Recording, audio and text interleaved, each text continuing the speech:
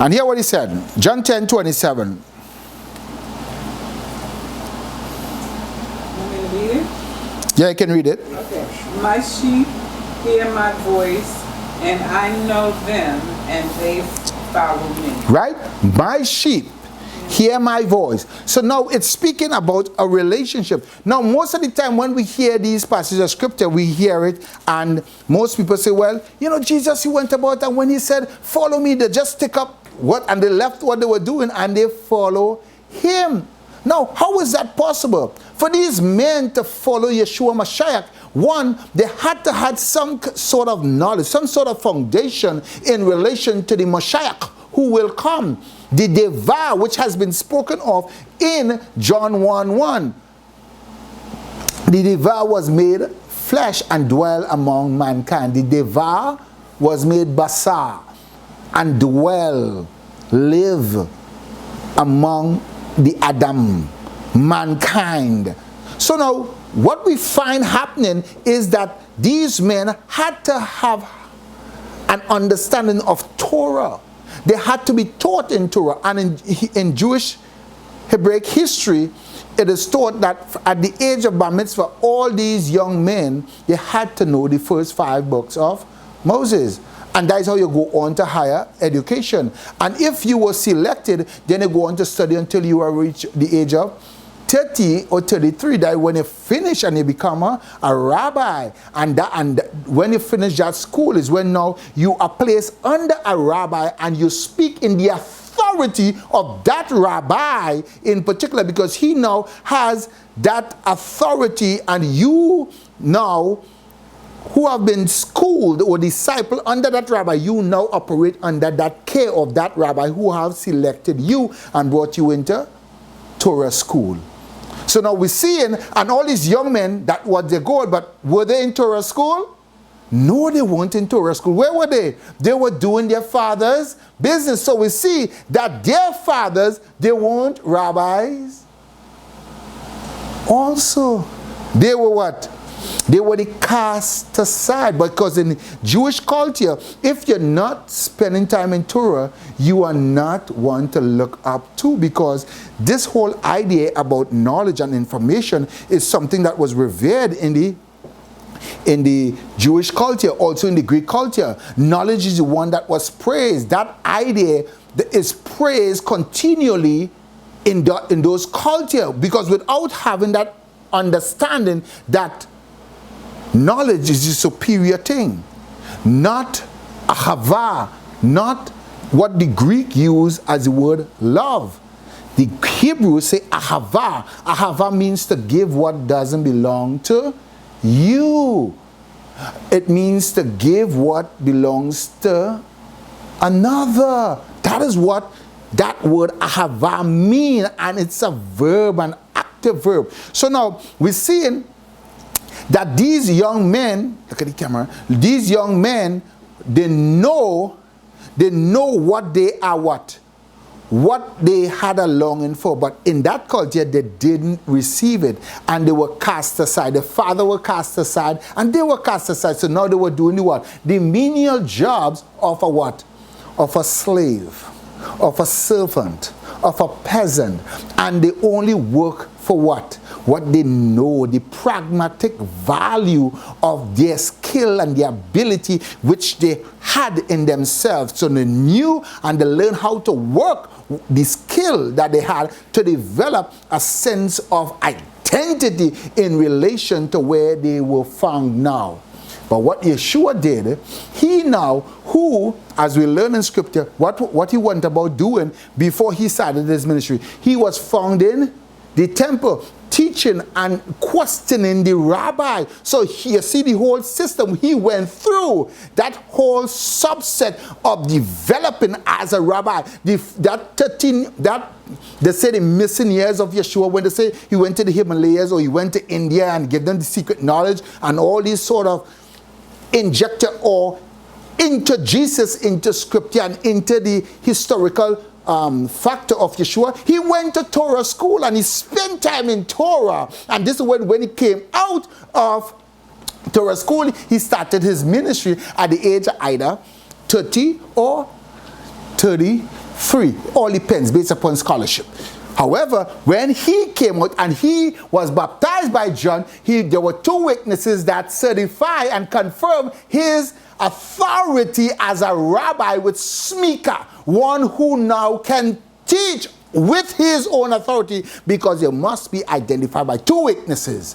And it was identified by two witnesses, which is God, with the angel, symbolic, metaphorically, coming down and saying, this is my beloved son in whom I'm well pleased. And John, who say, there's one who's coming after me, whose shoe laces I am not worthy to untie. He is preferred before me, and he will baptize with what? Fire, for I baptize with water. Let's go on. So now he's saying, follow me. So now we're seeing that these men had a knowledge of Messiah who is to come. And he's a rabbi, he's a teacher, and now he's selecting them. So now they are going on that basis of what they have been taught in scripture from, and when we say scripture, the New Testament is not written, we got to remember that. All they have is the what? The 22 books or the 39 books according to how it is separated to date. 29 is separated today, but in Hebraic culture it's 22 or 27 based upon how it is separated also. That sequential number, that number that is house, reason. There's a lot of reason to. That in itself, it shows that they knew who Messiah is. But what happened? He didn't choose those who was in rabbi school. He chose those who were rejected. So let's go on. So now, and he is saying, now to follow me. Now come and walk on the same road with me. Follow me, because that's what the Greek is rendering, right? Then we look at John 12:26. Let's look at John 12:26.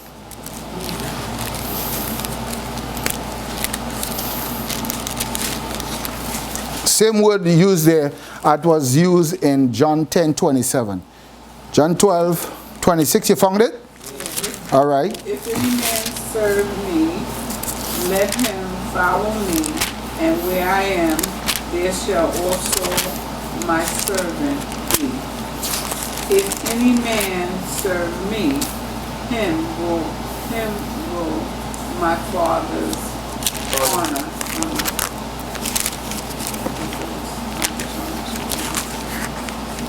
So that was it? Okay, let me read it in the Halsman. If anyone serve me, he must follow me. If anyone serve me, he must follow me. And that Hebrew word that is used there for serve is for the same Hebrew word, mesharatz, which is the Hebrew word for servant, mesharatz. And that word has a close resemblance to what? Moshiach. Mesharatz, Moshiach. Close resemblance because it has two root meaning, the mem and the shin. Now, they must follow me. Where I am, my servant also will be. That is present continuous. Present continuous. That's in the perfect tense. So that is past. So in the Hebrew, an imperfect tense is future.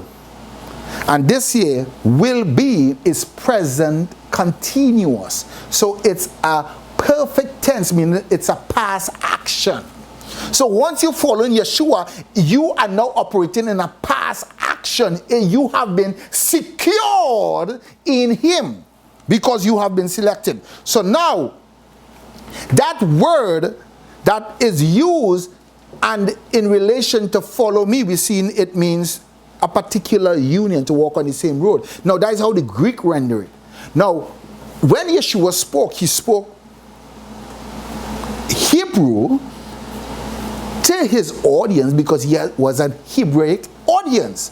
However, he wasn't limited to Hebrew because he knew languages. He knew languages because he grew and he taught, and he was taught in Torah. He was taught in the mitzvot. He was taught in the language. So he had a vast knowledge of information because in the Hebraic culture, that preface on knowing scripture and Torah was of great importance because when you go into Hebraic school, the whole purpose there is not to memorize scripture, which comes necessarily, but is the point where you are asking questions to provoke the minds of the rabbis to apprehend God on another level. This is why in Hebraic culture they have what they call the traditional follow. What's the word? And the practice Kabbalah.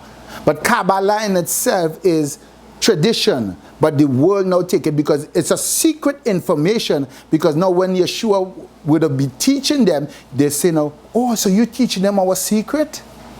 And this is one of the reasons why they destroy him. But that is for another time. So let's move on.